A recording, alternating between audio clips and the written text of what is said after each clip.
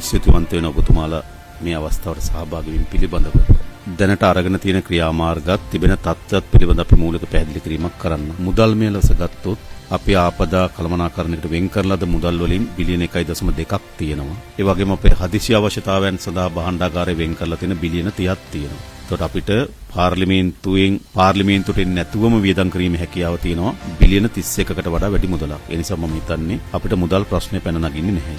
දැනට මේ තියෙන තත්ත්වය ගත්තොත් මහනුවර, නුවරඑළිය සහ බදුල්ල ඒකේ සමහර තැන්වල අපිට අවශ්‍ය වෙන සම්බන්ධීකරණය බිඳ වැටලා තියෙනවා. දිස්ත්‍රික්ක තුල සම්බන්ධීකරණය දිසාපතිවරුන්ගේ සම්පූර්ණ වාර්තාවක් අපි ගත්තා.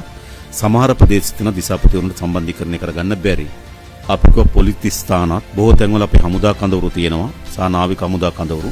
ඒ කඳවුරු හරහා ඒ ප්‍රදේශ සම්බන්ධීකරණය කරගන්න වැඩසටහන සකස් කරලා තිබෙනවා. ඊළඟ ගත්තොත් ප්‍රධාන වශයෙන් ගත්තොත් දැදුරුවය නිම්නයේ ඇති වෙන ප්‍රශ්න ටිකක් වර්ධනය වෙමින් යන තත්ත්වයක් තාම තියෙනවා. ඊට පස්සේ මඩකලපුව මැනා ඒ පැත්ත ටිකක් අඩු වෙමින් තියෙන තත්ත්වයක් ඇති වෙලා තියෙනවා. නමුත් බස්නාහිර පළාතට මේ විශේෂ කොළඹ දිස්ත්‍රික්කයට අවශ්‍ය වෙනකොට වර්ධනයක් ඇතිවීමේ තත්ත්වයක් මතුවලා තියෙනවා. දැනට තියෙන කාලගුණ වාර්තා අනුව. එනිසා ආපදා කළමනාකරණ කමිටු ටික කැඳවලා ප්‍රාදේශීය වශයෙන් කැඳවලා වැඩසටහන සකස් කරලා තිබෙනවා. දැන් අපිට අවශ්‍යකම තියෙන්නේ සමහර තැන්වල කොටු වෙන පිරිස් ඉන්නවා තාම. සමහර ඒවාට අපිට හෙලිකොප්ටර් යවන්න බෑ. එතන තියෙන කාලගුණ තත්ත්වය අනුව අපි ස්ථාන කීපයක් හඳුනාගත්තේම යවිය යුතු තැන්. අපි අවශ්‍ය වෙන හෙලිකොප්ටර් ස්ථානගත කරලා තිබෙනවා. කාලගුණ තත්ත්වය යහපත් වුණොත් යවන්න. ඇලහැර ස්ථානයක් තිබුණා. අවස්ථා 3ක් අපි හෙලිකොප්ටරේ ගියා, ළඟා වෙන්න බැරි වුණා. නමුත් දැන් අපිට ඇලහැරෙන් වාර්තා වුණා එතෙන්ට යන්න පුළුවන් කියලා.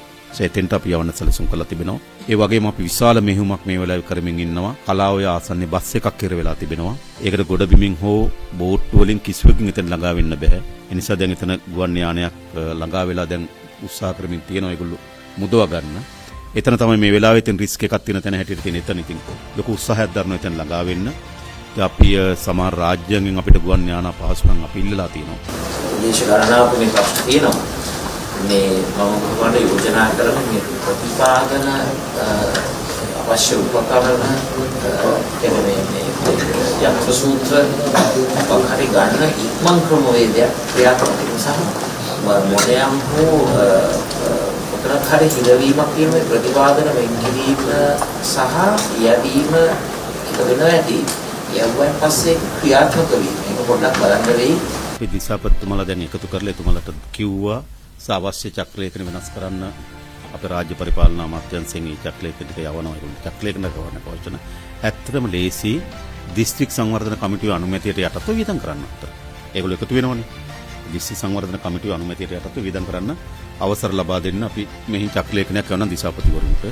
ජනාධිපතිතුමා ගම්පල දැනට අපි දන්නවා තට්ටු දෙවෙනි තට්ටුනේ තුන්වෙනි තට්ටුවේ ඉන්න ගෙවල් වල කට්ටිය කාලගුණ විද්‍යා දෙපාර්තමේන්තුවේ කිව් විදිහට මේක තව දවස් දෙකක් අපි බලාපොරොත්තු වෙනවා නම් අනිවාර්යයෙන්ම මේ මිනිස්ට්‍රික එළියට අදින්න ඕනේ. ප්‍රශ්නේ තියෙන්නේ මේගොල්ලෝ තව නම්බරයක් හරි කියන්න ඕන කවුරුත් දන්නෙත් නැහැ. ඒකට මොකක් හරි සෝෂල් මීඩියා වල හරි ෂණිකව ගම්පල දැන් අපේ නේවි එකෙන් යවනවා නම් බෝට්ස් හරි ඒ කන්ටැක්ට් කරන්න ඕන නම්බර හැමතැනම ෂෙයා කරලා පොඩි දුන්නොත් ඒ තැන්වල කට්ටිය කියයි. අපි මෙහෙම කරමු. දැන් ඔබතුමාලාට එන තොරතුරු ලබා දෙන්න අපි මෙතන සෙන්ට් එකක් තියෙනවා. ඒක ඔබතුමාලාට එන තොරතුරු මෙතන ලබා දෙන්න අපි කමාන්ඩ් නම්බර්ස් 10ක් දීලා මෙතන ගන්න ඔක්කොම ටික මම කියන ආමි එකේ නේවි එකෙන් ඔක්කොම මෙතන කෝඩිනේට් කරන් ටීම් එකක් දාන්න. ඕගොල්ලන්ගේ ඔෆිස් වල උනුත් එවන්න භාෂා දෙකෙන්ම නේද? ඕගොල්ලන්ගේ ඔෆිස් එකේ උනුත් එවලා නම්බර්ස් 10ක් දාලා මෙතන ටීම් එකක් දාන්නකෝ. පොලිසියයි රිෆෝසස් අපිට මෙතනින් ආපදායකින්. ඒකට ඔයගොල්ලෝ තියෙන තොරතුරු ඔක්කොම මෙතන පොඩි සෙන්ට් එකක් තියෙනවා. ඒ සෙන්ට් එකට අපිට තොරතුරු ටික දෙන්න.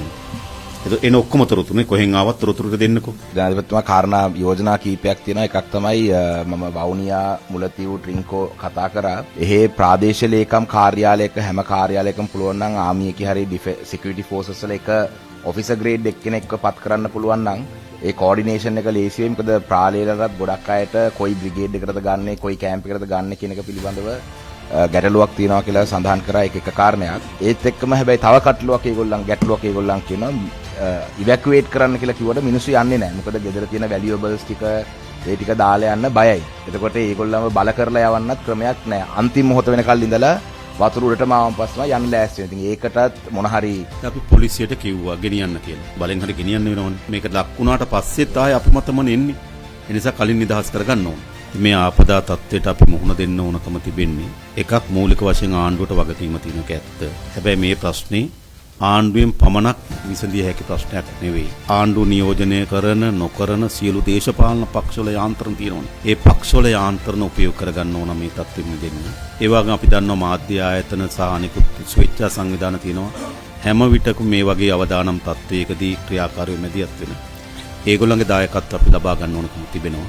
මේ ආපදා තත්ත්වයෙන් අපි අපේ පොදු ජනතාව මුදවා ගන්න ඕනකම තිබෙනවා. ඉතින් මම හිතන්නේ ඒ සඳහා සියලු දෙනාගේ සහාය අපි අපේක්ෂා කරනවා. ඒ සඳහා තමුන්වහන්සේලා මෙතන සහභාගී වීම පිළිබඳ විශේෂ පක්ෂ ናයකතුමා අප සියලු දෙනා එකතුව මේ ආපදා තත්ත්වයෙන් අපේ ජනතාව මුදවා ගැනීම සඳහා වැඩ කරමු කියන ඉල්ලීම කරමින් එනම් සියලු දෙනාටම බොහොම ස්තුතියි.